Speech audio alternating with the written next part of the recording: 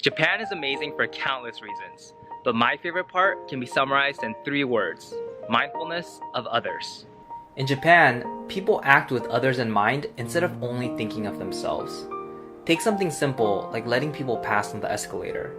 In other countries, you can make signs and people still won't listen. In Japan, everyone automatically does the right thing to make life easier for everyone else. And it's like that with everything. You can nap on a crowded subway because people are quiet. You can enjoy clean streets because people don't litter. You can feel like royalty because people will serve you with a smile and a bow. The culture of respect creates an unbelievably safe atmosphere that leads to modern-day miracles.